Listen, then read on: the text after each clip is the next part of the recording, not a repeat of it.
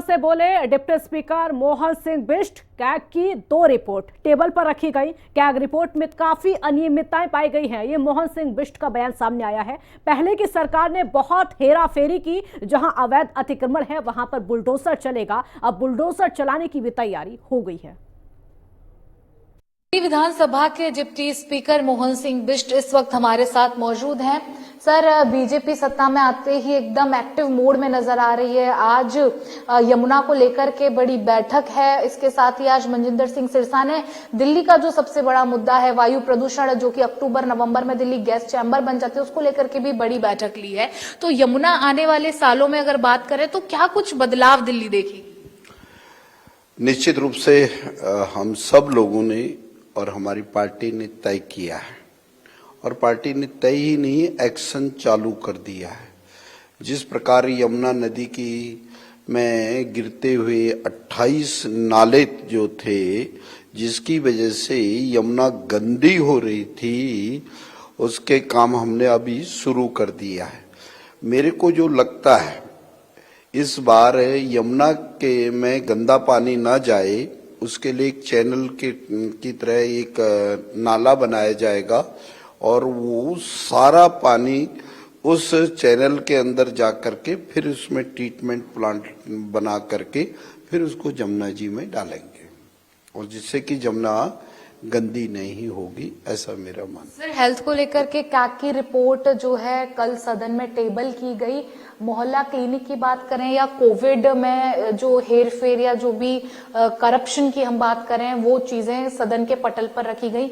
आपने भी हेल्थ वाली कैग रिपोर्ट पढ़ी होगी। क्या कुछ खास उसमें निकल करके सामने?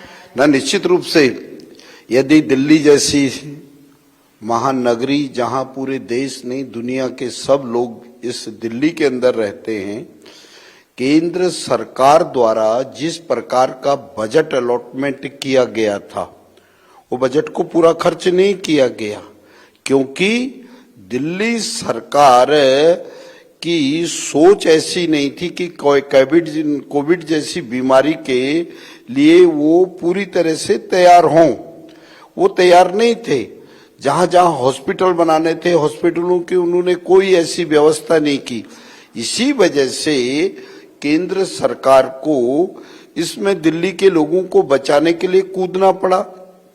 आप सब लोगों के सामने है राधा स्वामी सत्संग, जहां की 10,000 बेड का दिल्ली के लोगों को बचाने के लिए हॉस्पिटल का निर्माण आदरणीय हमारे केंद्रीय गृह मंत्री जी द्वारा वो दिन रात मेहनत करके उसको तैयार किया गया। लेकिन दुख का विषय यह है, जो दिल्ली की जनता को कहता था मैं दिल्ली का मालिक हूं, उस मालिक ने कोई काम नहीं किया, न केंद्र का बजट किया खर्च किया, न हॉस्पिटलों का निर्माण किया। ये हालत हो गई थी कि कोविड जैसी महामारी हो, जिस पे हाथ लगाने में भी बीमारी एक दूसरे पे फैल सकती थी, उस समय में एक बेड में 2-2 लोग इस प्रकार से लेटे थे। दिल्ली के लोगों के साथ बहुत बड़ा खिलवाड़ किया गया।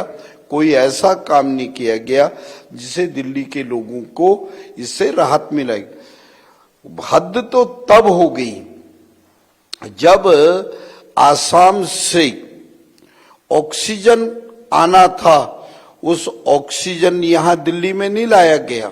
वो ऑक्सीजन वैसे बेकार पड़ा रह गया।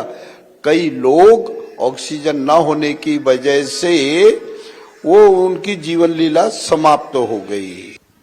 मोहन सिंह बिष्ट ने हमसे बात करते हुए बताया कि जो भी अनऑथराइज्ड बसावट है या जिन्होंने भी सड़क पर कब्जा कर रखा है, उनको पहले लीगल नोटिस दिया जाएगा, और जहां जरूरत पड़ेगी वहां पर बुलडोजर भी बेहिचक और बेधड़क तरीके से चलाया जाएगा। कैमरामैन सतेंद्र के साथ समीक्षा चौधरी, हिंदी खबर, दिल्ली।